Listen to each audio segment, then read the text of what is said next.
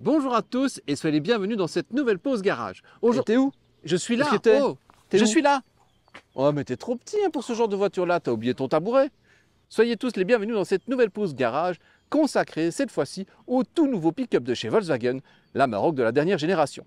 Avant de commencer cet essai, je vous rappelle que cette chaîne dédiée à l'automobile est tant pour Fabien que pour moi-même un pur hobby.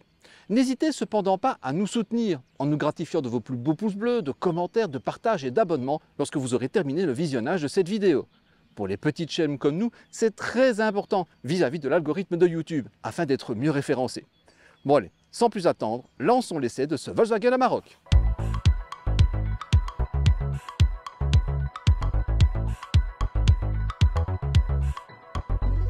Très en vogue aux USA, la catégorie des pick-up n'a cessé de grandir au cours de ces 20 dernières années en Europe. Et les raisons sont multiples. Tout en conservant un look de baroudeur teinté d'américanisme, un caractère ultra pratique avec son immense benne et une solidité à toute épreuve, les pick-up ont vu leurs prestations devenir de plus en plus proches, si pas égales, de celles procurées par les SUV et les berlines.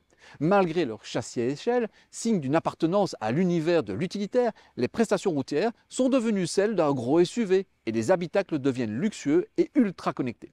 Et puis, il y a la fiscalité. Basée sur la masse, elle plafonne généralement aux alentours de 130 € chaque année. Mais ça, c'était avant le 1er janvier 2023, date à partir de laquelle l'État belge réserve dorénavant ses avantages fiscaux aux professionnels. Et cela sera aussi d'application pour les anciens pick-up. Mais rassurez-vous, ce sera uniquement à partir de la prochaine réimmatriculation. Cette situation n'empêche pas certains constructeurs de renouveler leur gamme, à l'image de Volkswagen qui nous présente sa nouvelle génération d'Amarok. Et Volkswagen n'est pas du genre novice dans le domaine. Souvenez-vous du Type 2, le combi sorti en 1950. Il a existé dans une version avec plateau et ridelle, de même que certaines coccinelles ont été transformées de la sorte. C'est en quelque sorte les ancêtres de notre pick-up d'aujourd'hui, même si le concept même du pick-up moderne est bien originaire du pays de l'oncle Sam. Le premier Amarok est sorti en 2010 et c'était alors un produit 100% VW, ce qui n'est pas le cas de cette deuxième génération. Vous vous souvenez du Volkswagen Charan et de son clone technique, le Ford Galaxy? Ici, on reprend les mêmes et on recommence. Sauf que cette fois-ci, c'est Ford, le géniteur technique. La base n'est autre que celle du tout nouveau Ford Ranger de la 4e génération. Et Ford s'occupe également de la production au sein de ses propres usines qui sont situées en Thaïlande et en Afrique du Sud. Afin de garantir une solidité maximale, que ce soit en capacité de traction, 3500 kg pour les remorques freinées, ou de charge utile, 1 tonne tout de même, l'Amarok s'en remet à un châssis échelle, c'est-à-dire avec 2 grandes poutrelles longitudinales. À l'avant, on retrouve une suspension à double triangulation et à l'arrière, un essieu rigide. Sous le capot, on retrouve des mécaniques exclusivement diesel. Un 4 cylindres en ligne de 205 chevaux et un V6 de 240 chevaux, tous deux issus du catalogue Ford. Il existe encore d'autres motorisations, comme des versions dégonflées à 150 et 170 chevaux du 4 cylindres diesel, mais également un 4 cylindres essence turbocompressé de 2,3 litres développant 302 chevaux, le même que sous les capots des Focus RS et Mustang. Malheureusement, en Belgique, on n'y a pas droit. Notre modèle d'essai est équipé de la motorisation la plus haute disponible à l'heure actuelle, le V6 TDI. Fort de 2993 cm3, il développe 240 chevaux des 3250 tours minute et surtout un couple de camions de 600 Nm disponible entre 1750 et 2250 tours par minute. Il est d'office accouplé à une boîte de vitesse automatique comptant 10 rapports et disposant de 6 modes de conduite. Économique, normal, boue, sable, chaussée glissante et load trailer pour favoriser les capacités de charge et de remorquage. Ce nouvel Amarok semble disposer de bien plus de capacité en tout terrain que l'ancienne génération. Et vous allez voir, ça passe aussi par la transmission.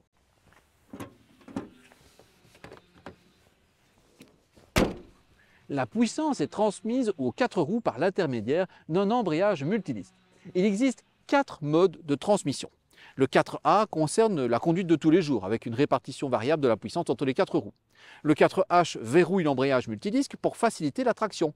Et le 4L fait la même chose en modifiant le rapport de transmission à 3,06 pour 1. Il existe enfin une variante 2H, où la puissance est transmise uniquement aux roues arrière, un mode qui favorise l'économie en carburant, mais qui n'est à utiliser que dans les conditions de conduite les plus optimales. Un différentiel de blocage est même disponible en option, de quoi envisager sereinement l'effet de tracté et même d'un peu crapahuté, grâce à ses porte-à-faux plus courts permettant de disposer d'angles d'approche et de fuite de respectivement 30 et 26 degrés. L'angle de rampe, lui, est limité par ce long empattement et est de 21 degrés seulement. Maintenant, parlons un peu du chapitre des finances. Les tarifs du Volkswagen Amarok débutent à 59 344,45 € TVA comprise. À motorisation ou équipement équivalent, c'est à peu près 5 000 € de plus que le Ford Ranger, mais aussi 8 500 € de moins que le Ford Ranger Raptor. Et justement, ce nouvel Amarok se situe un peu entre les deux en termes de présentation. Plus musclé que le Ranger, il n'est pas aussi extrême que le Raptor. Il se veut donc comme un juste compromis entre les deux versions. La garantie, quant à elle, elle est de 5 ans limitée à 120 000 km, à l'image de ce que Volkswagen propose pour l'ensemble de sa gamme utilitaire. Et c'est un peu plus généreux que ce qu'on retrouve chez Ford, qui lui limite la garantie à 3 ans et 100 000 km. Avant de poursuivre cet essai, je tiens à remercier très chaleureusement notre partenaire qui met à notre disposition ce Volkswagen Amarok flambant neuf pour que nous puissions réaliser cette vidéo. Il s'agit du garage EVS Liège by Autosphère. Ils sont concessionnaires officiels Volkswagen en région liégeoise, mais ils sont également agréés comme Van Center. Vous trouverez toutes leurs coordonnées dans la description située sous cette vidéo. N'hésitez pas à les contacter. Ils se feront un plaisir de vous renseigner sur votre future voiture ou votre futur utilitaire. Et allez savoir, ce sera peut-être un Volkswagen Amarok comme celui-ci. Avec 5,35 m de long pour 1,91 m de large, le Volkswagen Amarok est un des plus volumineux pick-up officiellement commercialisés en nos contrées. Bien aidé par une généreuse garde au sol de plus de 23 cm, le pavillon culmine à 1,88 m de haut et les passages de guet jusqu'à 80 cm sont possibles sans ajouter de schnorchel. Le diamètre de braquage est à l'image de l'engin avec près de 13 mètres, tout comme la masse à vide de 2,2 tonnes. L'espace dévolu au chargement est vraiment appréciable, avec 1,65 m de profondeur pour 1,58 m de large, 1,23 m au niveau des passages de roues. Une Europalette rentre sans problème. Si vous installez un tonneau cover, la hauteur se limitera alors à 52,5 cm. La benne est d'office équipée d'œillets capables de retenir une charge de 400 kg et le toit permet même d'accueillir une charge statique de 350 kg contre 85 lorsque c'est du dynamique. Au total, l'Amarok admet 1068 kg de charge, desquels il faut bien évidemment décompter les occupants. L'habitacle peut également servir au chargement grâce à sa banquette relevable et rabattable d'un seul tonneau. Et si tout ça ne vous suffit pas, sachez que, c'est un petit peu haut pour moi, l'Amarok est livré de série avec un attache-remorque qui est capable et qui est homologué pour tracter jusqu'à 3500 kg, avec un ensemble du train de véhicule jusqu'à 6,5 tonnes. L'accès à bord de ce type d'engin n'est facilement réalisable que par la présence de marchepieds. Heureusement, ils sont livrés de série. Ceux-ci sont fixes, c'est-à-dire qu'ils ne sont pas rétractables, ce qui limite à la fois la garde au sol, mais également le coût et le risque de panne.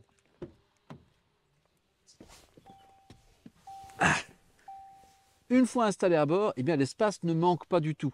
Et le contraire sera quand même malvenu de la part d'un véhicule qui mesure 5,35 m, soit l'équivalent de 2 Smart Fortwo. Cependant, le rapport encombrement-habitabilité n'est pas le point fort de ce Volkswagen Amarok. Et ça, c'est un grief propre au pick-up de manière générale, ceux-ci se devant de privilégier l'espace dévolu au transport des bagages, bien évidemment. Hop. Voilà. Alors, que ce soit pour les jambes, que ce soit pour la tête ou que ce soit pour les coudes, on dispose vraiment d'un espace très généreux. La largeur est même telle qu'on peut facilement mettre 3 adultes à l'intérieur. Le seul problème, c'est que celui du centre sera un peu quand même moins bien mis que ceux sur les 2 places latérales parce que le dossier est un peu plus dur, mais surtout il y a un tunnel de transmission qui est assez volumineux et qui va venir encombrer son espace pour les pieds. Donc là, c'est pas fort. Par contre, pour le reste, moi j'ai une banquette qui est vraiment très agréablement rembourrée. C'est souple sur les fesses, c'est souple au niveau du dos. Et même ce qui est important sur un pick-up, généralement vous avez le dossier qui est très raide et c'est pas agréable d'être à l'arrière. Ici, vous avez un dossier qui est agréablement incliné. Donc à l'arrière, on est vraiment très bien mis. D'autant plus qu'on a pas mal de petites attentions qui permettent de rendre le voyage plus agréable, comme un accoudoir central, lequel est équipé de porte-gobelets. Vous avez une ventilation en bout de console centrale, des aumônières au dos des sièges avant, des rangements dans les portières. Bref, à l'arrière, on est aussi bien choyé qu'à l'avant. Les surfaces vitrées se montrent plutôt généreuses, mais malgré ça, la visibilité périphérique pose problème, notamment lors de la circulation en ville. On est assis dans un véhicule très encombrant, on est assis très haut, et c'est beaucoup moins facile de circuler en ville qu'à bord d'une Twingo, dont le pavillon de celle de la première génération doit arriver plus ou moins quelque part ici au niveau de mon coude. Donc c'est pas évident. au début. Parce qu'après, on s'habitue très rapidement et on circule facilement. Il faut à peine quelques heures de conduite et on ne sent quasiment plus rien. Par contre, là où ça ne changera rien, même des heures et des heures d'habitude de conduite, c'est la visibilité 3/4 arrière, qui est une véritable catastrophe. Heureusement, Volkswagen a prévu pas mal d'aides à la conduite pour pallier à ce genre de soucis, comme les radars de stationnement à l'avant, à l'arrière, les détecteurs d'angle mort, les détecteurs également pour vous aider à sortir d'un stationnement en épi au niveau de l'arrière, et une caméra 360 degrés dont la résolution est vraiment impeccable et qui m'a permis de me stationner ici tout à l'heure facilement alors qu'il y avait une dame qui promenait ses 2 tout petits chiens et j'ai pu voir que les petits chiens étaient en train de s'enfuir et venir vers la voiture et ça m'a permis de ne pas les écraser tout simplement. Donc vraiment la caméra 360 degrés, elle fonctionne très bien, elle a vraiment une très belle résolution, elle est très précise, donc ça c'est vraiment impeccable. L'intérieur est en partie repris du Ford Ranger, mais il dispose quand même de ses spécificités. Alors en termes de présentation, moi je trouve qu'il a un côté beaucoup plus exubérant que dans l'ancienne génération, sans faire des folies non plus. Et c'est pas plus mal, l'ancienne génération était un peu triste à ce niveau-là. Mais vous avez également un caractère beaucoup plus luxueux, avec des matériaux qui présentent nettement mieux, comme notamment cette casquette ici, tout le haut du tableau de bord, qui est recouvert de simili-cuir avec une très jolie couture, et ça donne un aspect beaucoup plus haut de gamme à l'ensemble de la voiture. De même que tous les plastiques qui se situent en haut de la planche de bord, qui sont des plastiques beaucoup plus valorisants. Tous ceux qui se trouvent par contre sur le dessous, eux, ce sont des plastiques rigides et c'est un peu normal vu la vocation utilitaire quand même de ce véhicule. Le but étant d'avoir des matériaux où on peut rentrer bim bam boum et ne pas venir faire des griffes dedans. Comme on est en 2023, bien évidemment, on a des écrans un petit peu partout et on retrouve un grand écran pour le système multimédia ici qui fait 12 pouces et il est placé de manière assez originale en position verticale. Alors bien sûr, vous pouvez brancher votre téléphone et disposer alors de l'interface soit Android Auto, soit Apple CarPlay. Vous avez quand même accès à tous les menus utilitaires de la voiture grâce à des boutons dédiés qui se trouvent ici en dessous du tableau de bord. À côté de ce grand écran de 12 pouces, il y a un second écran qui se trouve devant le conducteur. Et lui, il est un petit peu plus grand et fait 12,3 pouces. Il est tout aussi beau que celui de l'infodivertissement. En termes de résolution, en termes de contraste, en termes de luminosité, en termes de couleur, il est tout aussi beau. C'est un sans faute. Les sièges avant sont particulièrement agréables. Leur rembourrage est vraiment très bien marqué au niveau des fesses, un petit peu plus dur au niveau du dos. On a un soutien, on a un galbe au niveau du dos qui soutient véritablement bien le dos. On est vraiment très bien coincé dedans. Le seul problème pour moi, c'est au niveau de l'assise que je trouve peut-être un peu courte. Pour moi, ça ne posera pas de problème, mais peut-être que les plus grands gabarits comme Fabien vont trouver ça un chouïa trop court et risquent peut-être de dire ça ne me soutient pas assez. La position de conduite, elle se trouve super facilement grâce à tous les réglages électriques du siège. Mais attention, cette position de conduite sera, quoi qu'il arrive, une vraie position de SUV, où on sera bien haut, bien droit, bien dominant sur la route avec ce long capot bien horizontal qui ne donne qu'une envie, c'est d'aller rouler. Et à ce propos, je pense qu'il est grand temps, justement, d'aller faire un petit tour. Allez, c'est parti! Au démarrage, le turbo-diesel de notre pick-up s'ébroue discrètement tant sur les plans sonores que vibratoires. Fort des 240 chevaux et des 600 Nm de son V6 de 3 litres, le Volkswagen Amarok signe des chronos très corrects, avec 8,8 secondes pour atteindre les 100 km/h et 180 km/h en vitesse de pointe. Cependant, ça ne transforme pas ce gros pick-up en petit sportif, loin de là. Pourtant, sur ces routes, je suis quand même surpris par les aptitudes de l'Amarok. Je trouve qu'il est particulièrement sain dans son comportement, dans tous ces virages-ci. Et je suis vraiment surpris par les capacités de l'Amarok à vraiment enrouler dans les virages sans aucun problème. On sent que ça bouge, parce qu'on a ces pneumatiques à flanc haut, on sent qu'ils absorbent vraiment toutes les déformations de la route. Mais je trouve que la direction est vraiment très précise, le roulis est très bien contrôlé et vraiment on arrive à suivre le chemin et même à se faire un peu plaisir. Mais son terrain de prédilection reste quand même les grands axes routiers où sa boîte de vitesse automatique à 10 rapports va faire absolument merveille et va permettre d'avoir un habitacle qui est très confortable, très cosy. Et puis il y a les chemins évidemment où l'adhérence est la plus compliquée, où sa transmission sophistiquée va lui permettre de se faufiler partout. Donc c'est vraiment un véritable couteau suisse. Le seul reproche que je vais faire à la voiture en termes de conduite concerne son sélecteur de vitesse. Parce que le clavetage, c'est-à-dire le claque entre chaque position, parking, marche arrière, le neutre et le drive, la marche avant, n'est pas assez marqué. Ce qui fait que quand on fait des manœuvres et qu'on a envie de ne pas trop chipoter, on passe du drive, on veut aller vers la marche arrière et on va trop loin, on met la position parking et il faut revenir en arrière. Donc avec ça, il faut être méticuleux pour trouver le bon degré où on veut être. Au niveau du confort, le temps des pick-up sautillants semble révolu. La suspension s'avère très prévenante, même lorsque l'on roule non chargé, comme au cours de notre essai. Et les sièges, grâce à leur épais rembourrage, participent également à cet excellent confort d'assise. Le moteur diesel est particulièrement bien encapsulé. Les bruits de roulement sont très bien contenus, alors qu'on a des pneus qui sont très larges et qui sont des pneus prévus en mixte, c'est-à-dire à la fois pour la conduite sur la route et la conduite un peu dans les conditions difficiles.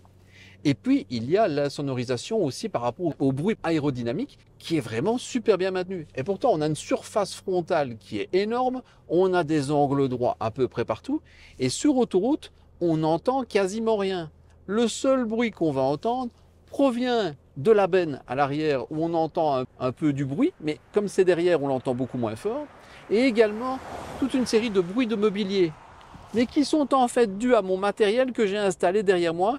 Mais s'il n'y avait pas mes deux bacs, eh ben à l'intérieur, ce serait un vrai silence de berline. Donné pour 10,2 litres en consommation mixte, soit 267 grammes de CO2 par kilomètre, le Volkswagen Amarok V6 TDI a consommé 13,7 litres de diesel au cours de cet essai. Ce sera un peu plus si vous roulez chargé ou si vous tractez, bien évidemment. Les 80 litres du réservoir permettent d'envisager de longues étapes entre chaque ravitaillement. Hop là! Comme pour l'ancienne génération, l'Amarok est un excellent outil de travail, grâce à sa construction solide et sa capacité de charge. Mais il est encore plus polyvalent grâce à sa meilleure capacité en franchissement. Et cerise sur le gâteau, son habitacle est plus moderne et plus agréable, tout comme sa conduite civile. Je ne lui trouve qu'un seul défaut. Il est 50 cm trop long pour mon garage. Cette vidéo est à présent terminée, j'espère qu'elle vous a plu. Si c'est le cas, bien n'hésitez pas à rajouter un petit pouce bleu en dessous de celle-ci. Si la chaîne vous intéresse, n'hésitez pas non plus à vous abonner et dans ce cas-là, n'oubliez pas d'activer la cloche de notification, car c'est elle qui vous tiendra au courant lorsque nous sortons de nouvelles vidéos. Vous pouvez également consulter l'actualité de la pause garage sur les réseaux sociaux et sur notre site internet. Il ne me reste plus qu'à vous dire merci d'avoir regardé cette vidéo, à très bientôt et d'ici là, soyez prudents sur les routes. Ciao!